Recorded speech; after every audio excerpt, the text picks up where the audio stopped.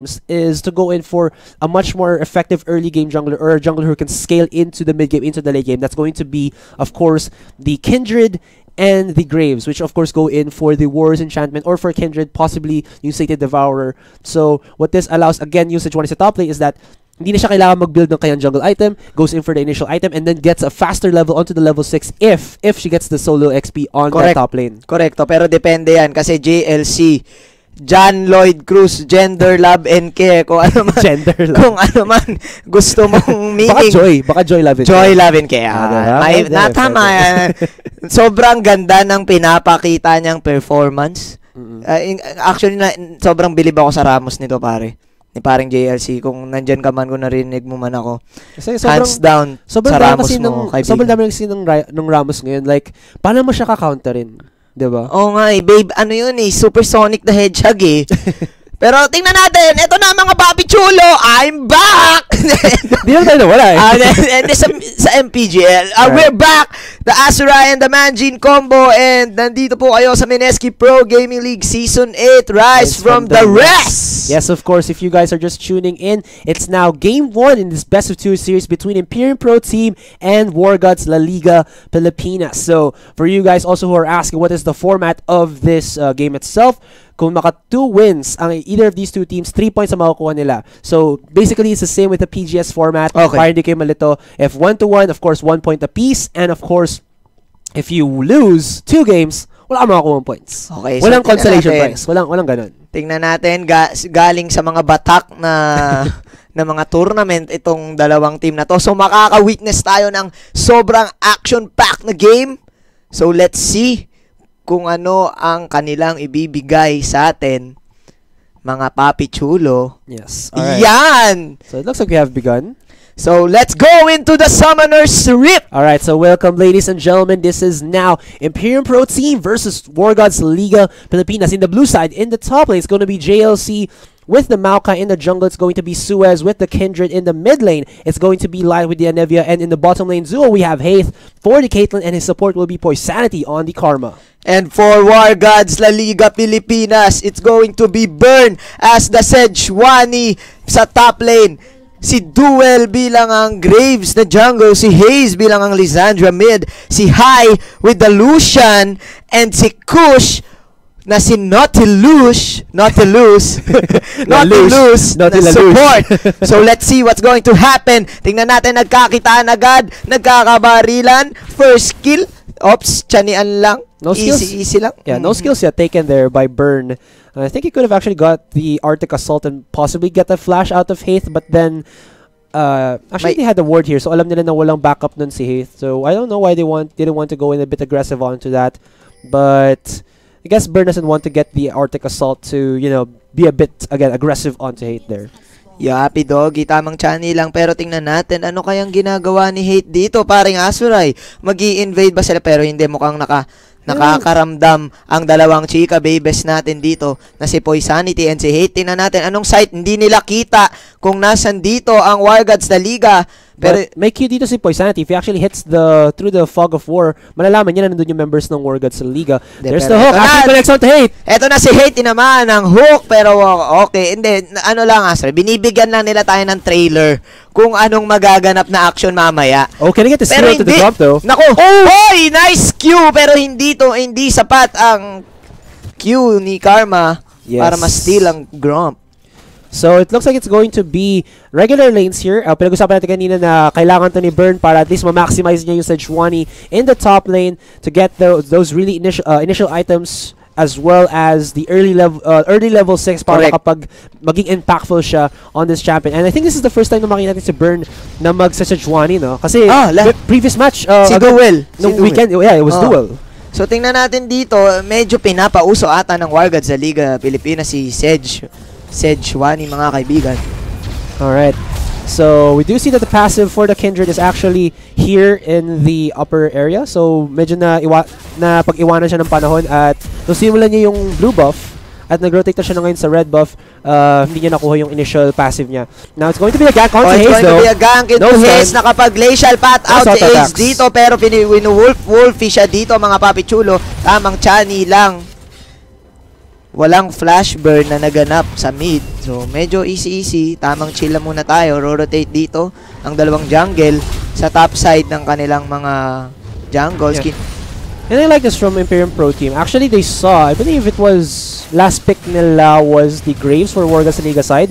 So, nakita na nila yung Lucian as well as yung Nautilus. So, they had a thought na, okay, so whatever Wargods.LLP will pick, we can actually outpoke them because it's a Lucian ADC. So, smart choice here by Imperium Pro Team was to go in for a Caitlyn. Correct. And then, boost up the poking as well as the mobility of that Caitlyn with the Karma. Tingnan mo yung poke na to. Ang daming damage. Almost gets the kill there onto High. Grabe, poke pa lang. Tapos na ang laban. Well, syempre, Karma, pwede niyang lagyan ng mga shield and pampabilisin yan si Maring Caitlyn. Yeah, stun there onto Hayes though, as Light will go in with a follow-up from the Frostbite and put a little bit damage onto Hayes. Hayes there actually chugging on all of his potions para hindi siya makaback sa kanyang lane, or hindi siya kailangan mag-back sa lane niya. No ganks here in the top lane yet, as Burn is actually being out CS here by JLC, but he hasn't lost his top lane yet, though JLC again has around an 8 CS gold lead.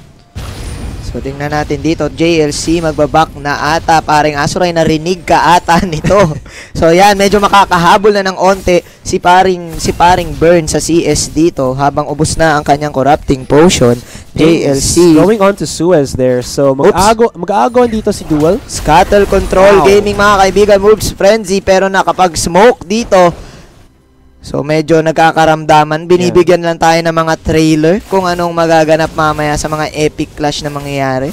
Yeah, I really want to see what Duel does here with that Graves jungler. Because nakita natin siya, he shows he's good with the Elise, that AP in the jungle. He's good with the Sejuani, that's the tank in the jungle. Now we'll see him on an AD in the jungle. So this guy, we'll see if he is, really versatile with how these champions are being played. But dito si Hate, mga kaibigan, pero nakapag-W dito si Poisanity. Nag-kill dito si Hate, pero nice exhaust, mga kaibigan. Flash out para dito kay Hate at nabuhay siya dito. Naubos ang kanilang mga summoner skills dito. Pero meron pa ata si Poisanity. I really like that coming in from Poi.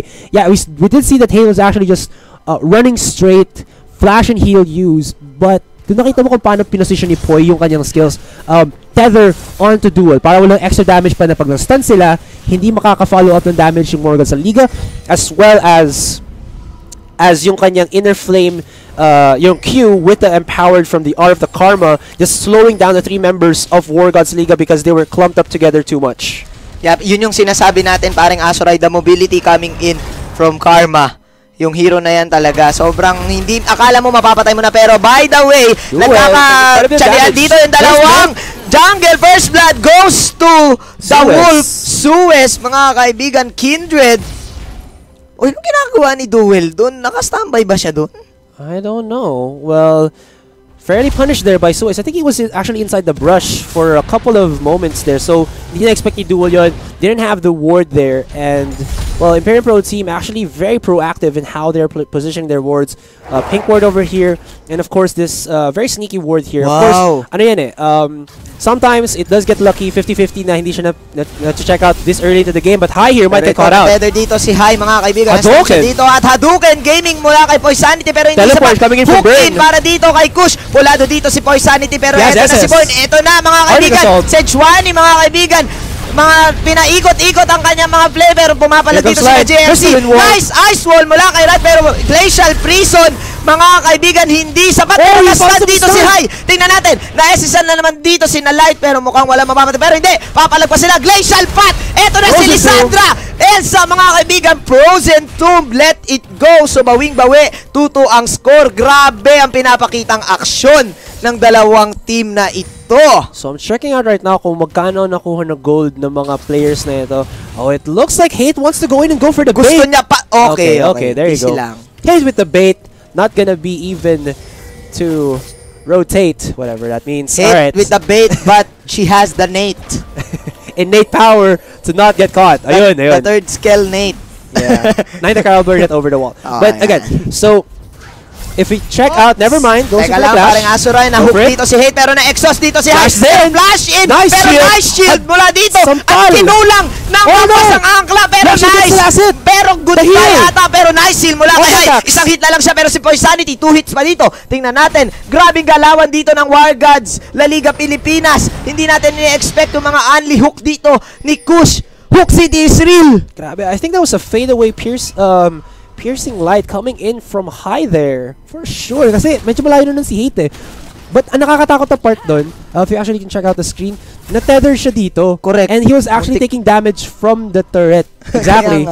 But again, yung counterplay na pwede going doon ni Hate was a little bit minimal because nagamit na nga, na-expend na yung kanyang heal and flash, nag-gank din sa bottom lane si Duel. And High, of course, being on the offensive at kahit man na and he didn't actually had to use any of his flash and heal during sa clash na nangyari sa bottom lane.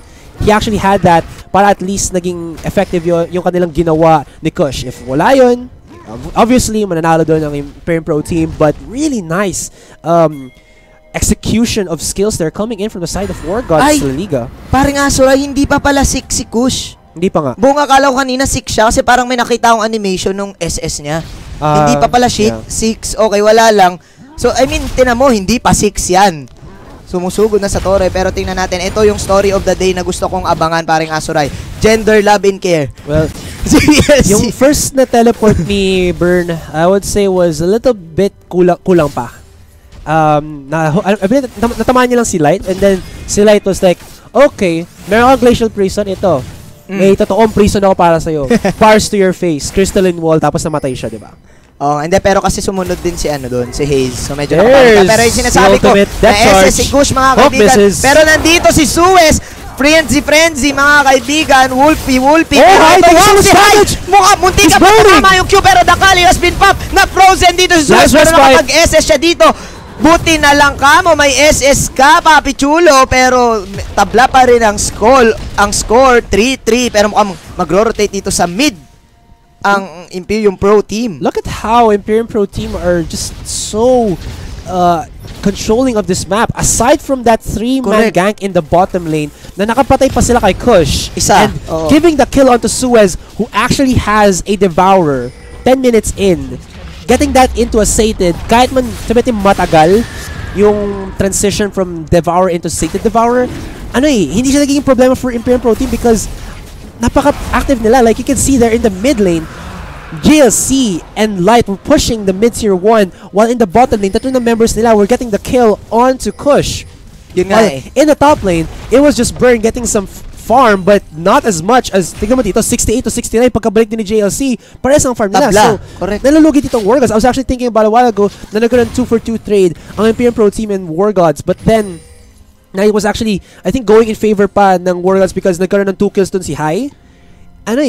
It might not work out well for them though, dahil nga sa nagkaroon ng 2 kills dito si High on that Lucian, baka magkaroon ng power spike dito against the Caitlyn, and then they could probably use that to go against the members of Imperium Pro team. Though, tingnan natin dito kasi, medyo tough task yun since kinukulang ng damage ang Wargods dito because they made such a beefy composition for themselves and they have yet to actually truly utilize this. Suez here might get caught out as he is being followed through by Wargods Duel. Here comes Light with the help from the crystalline wall. There's a 2-man Glacial Prison slow only.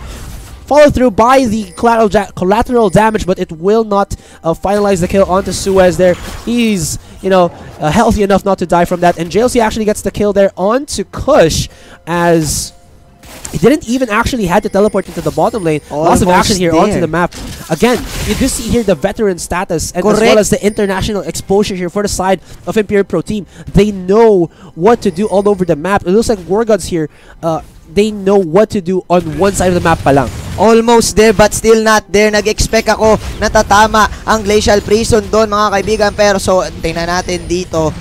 I would like to comment Imperium Pro team, yung kanilang map control talaga ngayon, no? Parang nag-iba eh. I mean, Siguro, hindi ko sinasabing, siguro dahil nakadating sila ng ano, pero parang, like, yung biglang, uy, nasa mid na sila, uy, nasa baba sila, pero habang nagsasalita ako, na-tether dito, mga kaibigan, si Hai, pero pumapalag siya dito, nandito si JLC, para bumakap at nagtitipid dito, si Anibia, tinan natin, Ice Wall is real, pero Glacial Path, Glacial Storm, naglahat na ng Glacial, Frozen, let it go, mga kaibigan, free hit dito si Hate, tinan natin kung anong ginagawa, pero free hit din, si Lucian, nakapag-net out siya dito, at mukhang nag-exilog na dito si Light, goodbye Light, sabi dito, ni Lisandra Gaming Haze, at mukhang habol pa ata sila, Pulado, wow, grabe itong mga clash na to. Isa-isa lang ang namamatay. SSQ para dito kay Poisanity. Tinan natin, si Light, umaasim gaming dito. Aasimin natin yan. Look out para dito kay Kush. Pero nandito si Naburn. Nandito na ang tangke. Duel with the smoke. Q, mga kaibigan, si Suez. Tumatakbo sila lahat dito. Tinatakbuhan nila si Duel. Wala. Nagtatakbuhan lang. Tamang tiyanean lang. 4-4 ang score. Almost, tabla rin ang ating pera, 20k, mga papi chulo. And that, wow-wee, ladies and gentlemen, was supposed to be Wargods getting more kills, but because of how they built their composition, yes, it's aggressive, yes, they have a lot of AoE potential, kinukulang sila sa damage. Duel, I think, wasn't even on that clash, even just by a little bit. Look at that, 0, 1, and 0 on this guy right now. He hasn't seemed to be very effective yet on the Graves. Of course, I'm not being judgmental here. I'm just saying I'm saying what I'm seeing. And Hai was the only one there who actually had, like, legit almost damage item. Haze building, of course, for the Rod of Ages. Blasting one is not enough to, just deal sufficient damage to finalize the kills onto the members of Imperium Pro team. Correct. Kasi sobrang aggressive nila. They were sandwiched between bot tier 1 and bot tier 2. If Imperium Pro team, or rather if Wargods had more damage, Imperium Pro team would have actually been in a world of hurt there. Now JLC might get caught out here as Duel dashes in. Mahuli dito, mga kaibigan, si Haze. Hinuli dito si Suez. Napakagandang SS. Mula kay Haze, nag-SS dito si Light para mas slow lahat. JLC pero gusto nila right si JLC. John Lloyd Cruz, saan ka pupunta? Wow, chaching para dito kay Duel. Narinig ka ata, paring Asurai. Oy, Asurai, di pala ako napapansin ha. Ngayon, papapansin ako sa'yo ngayon. Thank you for that one, Duel. Oh, yan. Alright, so with that, Wargods actually got benefited from that. Oh, the bottom lane though. Pero tinan natin dito, nag-Matrix Evolution, the Calling, Flash in Calling, mga kaibigan. Pero tinan natin sa mid lane. Alright, so I like this coming in from Wargods La Liga. Okay. Wait, nice ice wall mula dito kay Light, mga kaibigan. Tumatakbo na si Duel. Dash over the wall. Gaming, tamang-tama ang pagkasabi. Of course, no chase potential there for Light unless he could, like, get a flash frost stun from over the wall. Tapos nandun pa rin si Duel. So back again to what Wargods La Liga's composition now is looking like. Pag nakakuha sila ng picks, they can actually bully out the members of Imperium Pro Team because Imperium Pro Team cannot fight a clash without JLC. Correct. Because there is no real tank in their composition. Duel might get caught out. Lamb, or rather Suez, still has his ultimate. And whoa, sorry about that, guys. They'll get the kill there onto the Graves, and Burn is just following through. There's the dancing arrows and double kill for Suez in the top lane. And that's just going to be even more kills for the already fed Kindred. Look at the stacks. How many? 20 already. Onti na lang. Satan Devourer na siya. 4-1 si Kindred, mga papi chulo. Kaya pala yan yung unang tinarget kanina ni Haze. Yes. Naku, Delix. Pero tingnan natin dito, in terms of CS, lamang dito si paring Graves. So medyo, kung titingnan natin yung dalawang jungle, magkaiba sila ng playstylers, baneters. Yes. Tingnan natin, ano na bang item ng mga ADR? Essence Reaver there being completed by Hai. As for the bottom lane for Hate, Kulang pa si Hate. Berserker Greaves, BF Sword, and Pickaxe. So this at least allows him to get damage, some damage done, and mobility as well as auto attack, which is sorely needed by a Caitlyn. Kahit naman meron siyang Poisanity na support here, of course, you would really welcome the addition of extra mobility, as Wargods La Liga here are first to get this dragon for themselves. That's going to be the second dragon of the game, but first for them, so hooray. But while that is happening in the top lane, Suez and JLC are going to start getting this top tier 2, putting a lot of damage actually onto it. No teleport there coming in from either one of the teleporters here from the side of Wargods, and that dragon, I don't think it's going to be worth, as that's a lot of map pressure as well as gold being given for Imperium Pro team. 3,000 ahead of the side against Wargods. So in terms of map control, mga papi chulo, pwede na nilang haras-harasin tong yung haras-harasin ng Imperium Pro Team Blue ang Wargods. At ito pa, kukunin pa nila ang mini Baron Geisler.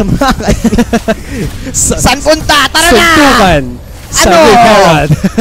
Ang Rip Herald, the mini Baron Geisler, bibigay nila dito kay Hate. At mukhang pumunta na ba sila? Nimid na ba nila to? Pero basag dito ang baba. So nakabasag ng baba ang Wargods sa Liga Pilipinas. So let's check out the items there for the side of each two teams. Wala pang Sated Devourer here si Suez, but I'm pretty sure it's pretty close. 28 na siya, dalawang camps na lang. And he's gonna get his spike really soon. What is his next item? I think it's going to be the Rapid Fire Cannon, which is of course a favorite for Kindred junglers out there. Or actually Ruden's Hurricane. Okay, so he's gonna want to maximize the passive damage as well as that Sated Devour damage. So very good there for Suez. As for the mid lane, Light actually opting to go in for a Theans and Holy Grail. Granted na actually malaki din dito ang magic damage na meron ang side ng Wargods La Liga. I mean, Burn there, of course, with the Glacial Flail of the Northern Winds does deal magic damage as well as everything, including of course the ultimate, the Glacial Prison. Haze, of course, with the Lysandra. Kush being on that Nautilus. So it's only high as well as dual with the 80 damage, and the Roa would possibly mitigate that for Light in the mid lane. Now we do see here that Suez actually going in onto Burn, but he might get caught out here. Lots of vision there for the side of Wargods Liga in the red side jungle of Imperium Pro team. Again, kahit masabihin natin na ang side ng Imperium Pro team here has a lot of poke, Wargods Liga, they thrive in the chaos. They thrive in kung saan man masikip na pwedeng i-clash ang clash ang side ng Imperium Pro team here because napakadami nilang AoE dito. Correct. Pag nakakuha ng Glacial Prison si Burn, sa isang, sa jungle, he can actually might get 2, 3, even 5 people. That's followed up by Ring of Frost coming in from Haze, and then free hit for Duel as well as High, and Duel, of course, being on a Graves, end of the line, collateral damage and buckshot auto attacks. They're all AoE. This will all add up for the side of Wargods Liga. I mean, it was a 3,000 gold lead, actually still right now, but it's not going to be mattering anymore right now because meron naman damage ngayon ang members ng Wargods Liga. Teka lang, parang Asuray mo ka magkakaroon na ng clash dito na tether dito si Kush, pero tingnan natin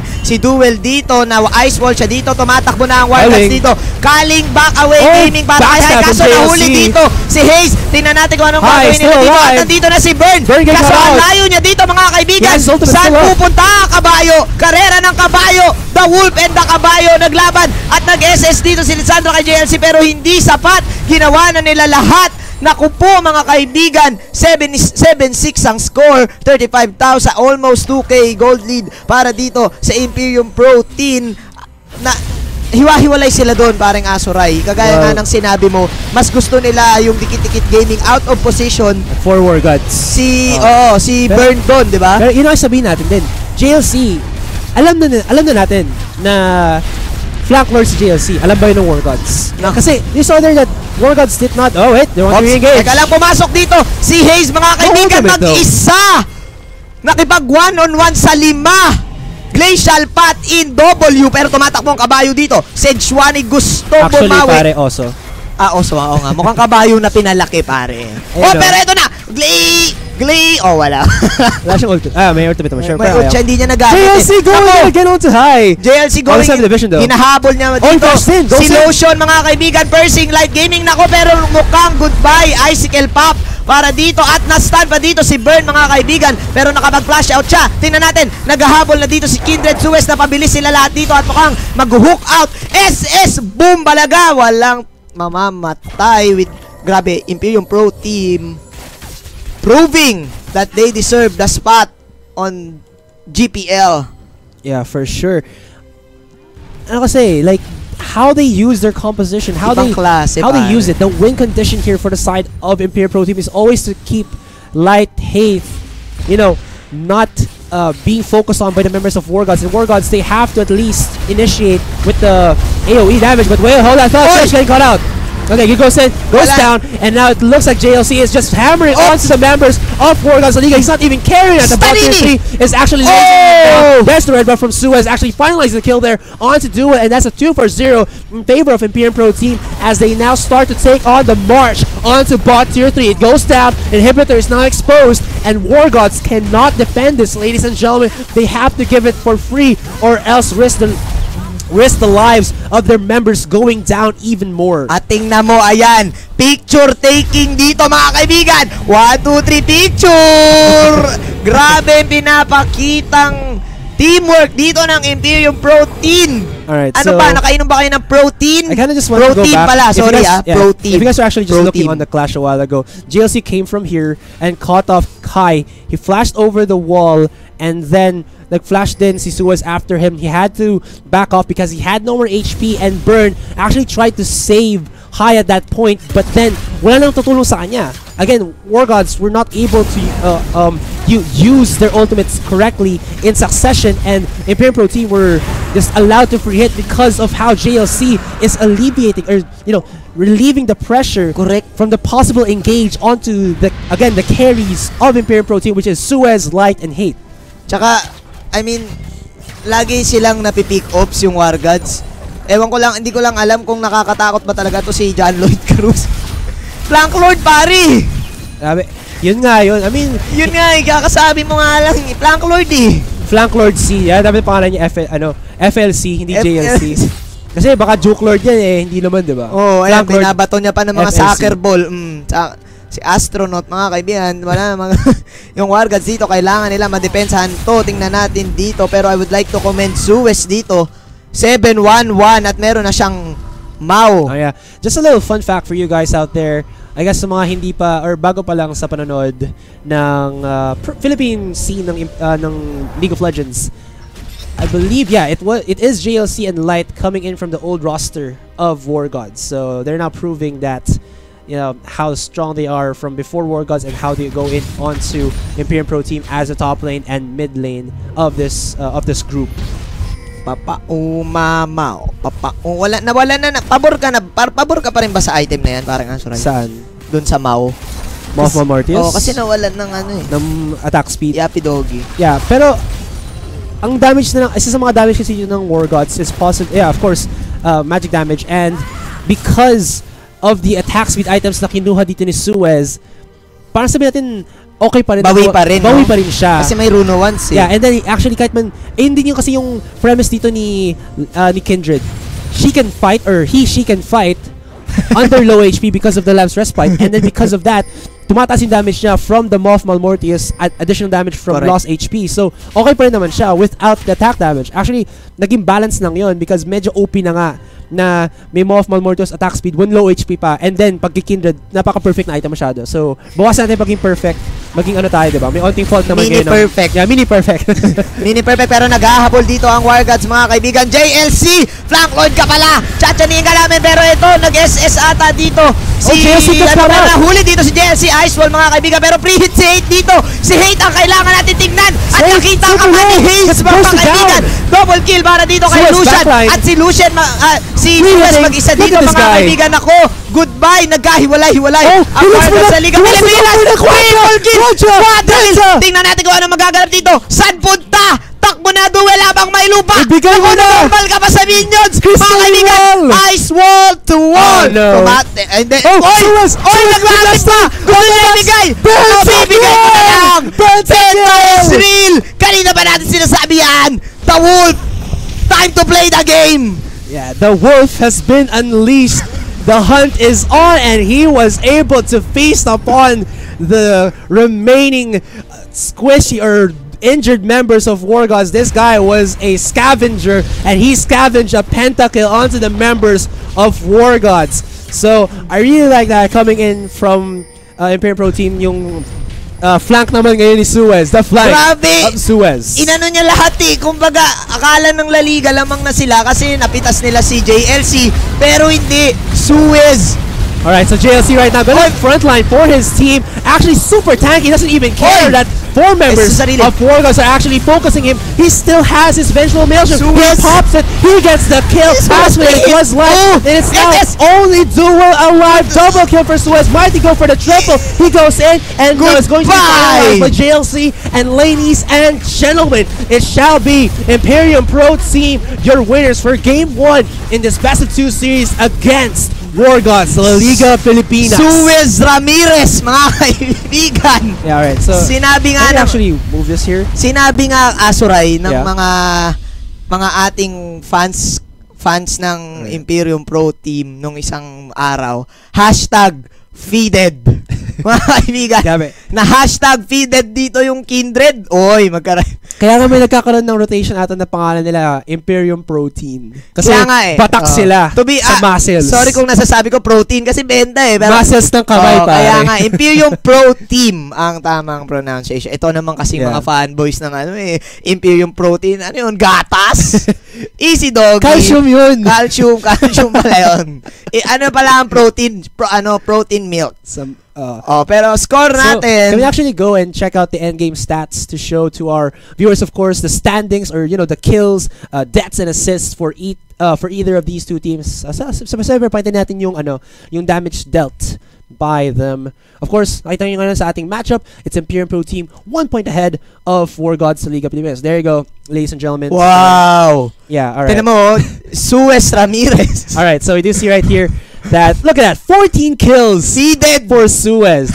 #feeded. Yeah, so let's go immediately lang sa damage dealt to champions. This guy, 22,000, not even being closed by light or hate. Suez,